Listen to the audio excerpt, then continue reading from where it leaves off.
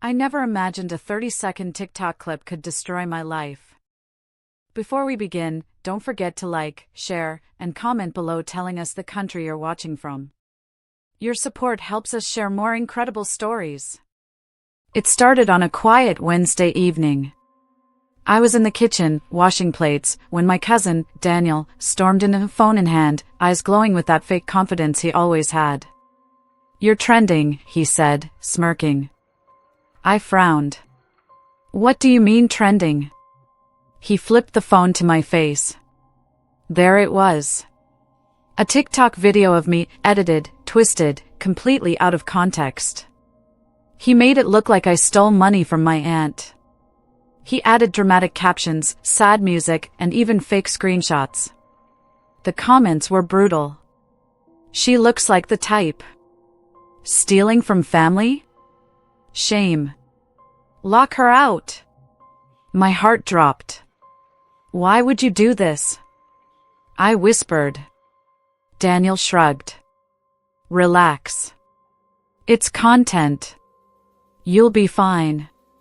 But I wasn't fine. Because by 6 p.m., my entire family had seen it. And instead of asking me what happened, they believed him. "You embarrass this family," my mother screamed.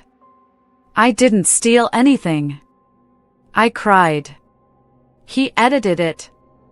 Ask him." But Daniel looked straight at me with that calm, cold smile. "She's lying," he said softly. I caught her. "I have proof." My father didn't even look at me. "Leave my sight." From that day, everything changed. If I sat on the sofa, they told me to stand. If I touched a cup, they washed it again. If I spoke, they rolled their eyes. Aunties visited just to whisper and stare. Neighbors pointed at me. I became that girl, the girl who disgraced her family on TikTok. Then came the moment that broke me. During a family meeting, my mother said, "Daniel is more of a child to me than you are." I froze. And Daniel leaned back proudly, enjoying every second. I wasn't just humiliated. I was completely isolated. My allowance was cut. My chores doubled. They changed the Wi-Fi password. I wasn't allowed to attend family events because I was a stain. Daniel? He became a hero. The video brought him thousands of likes. He was suddenly the brave nephew who exposed a thief. Brands even reposted his clip. My family praised him non-stop. One night, while sweeping the compound, I overheard my parents talking.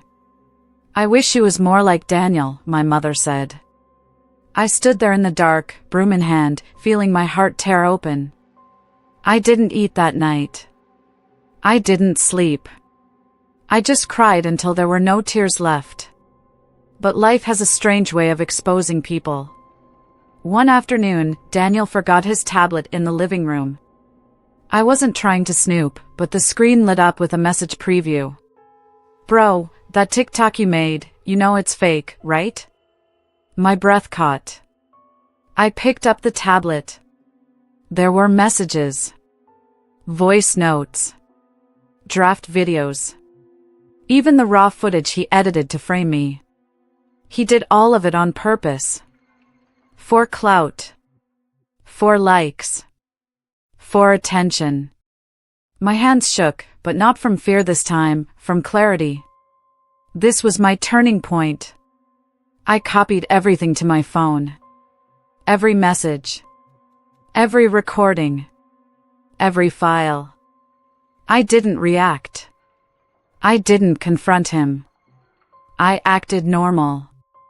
Because the best revenge is the one they never see coming. I spent 2 weeks crafting my plan. I knew my family loved TikTok more than the truth. So I decided to use the same platform to expose the lie, but smartly. I created a private account. I uploaded a video, calm, gentle, and detailed. I didn't scream. I didn't insult him. I simply showed The original recording, his editing process, his messages bragging about framing May's voice notes saying, "They'll believe anything. Watch." Then I added this caption. "When your own family abandons you for a lie, you don't fight with anger, you let the truth speak." I didn't post it publicly. I sent the link to one person. My mother. Then I put my phone down and went to sleep. What happened next changed everything. By morning, the video had leaked. Someone, most likely my mother, forwarded it to the family WhatsApp group. Then to the church group. Then to neighbors. By noon, the entire community had seen it. Daniel came running into the house, sweating, face pale. "You posted that?" he shouted. I looked at him calmly. "Posted what?" Before he could answer, my father walked in and slapped him, not hard or violent, but decisive and filled with disappointment. "You lied," he said slowly. "You ruined her life for entertainment." My mother was crying in the corner. Aunties called nonstop to apologize. Neighbors came to the gate to say they were sorry. Church members sent long voice notes. Daniel tried to explain, but nobody listened. He was the one now labeled the liar, the manipulator, the one who betrayed family for views. The same social media he used to destroy me, destroyed him back. My parents gathered everyone in the living room. "Apologize to her," my father ordered. Daniel swallowed, eyes shaking. "I'm sorry," he whispered. But I didn't respond. Not because I wanted to be cruel, but because the pain they caused me wasn't something a simple apology could fix. My father turned to me. "Everything we believed." "You believed him without asking me," I said quietly. "You chose a TikTok video over your own daughter." Silence filled the room. And for the first time in months, I felt powerful. Not because Daniel fell, but because the truth stood up for me when no one else did. A week later, something unexpected happened. TikTok banned Daniel's account permanently for harmful false content. Brands cut ties.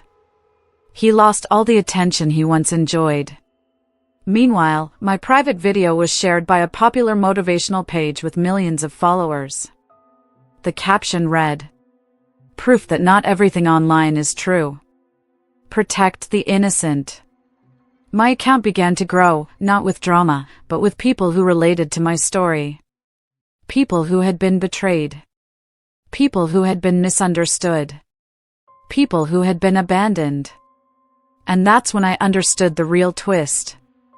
Sometimes revenge isn't about destroying someone. Sometimes revenge is simply watching the truth rescue you while the lie destroys itself. In the end, I forgave my family. But I didn't forget. And I learned something powerful. The world can believe a lie in seconds. But the truth has patience. And when it finally arrives, it never knocks. It breaks the door.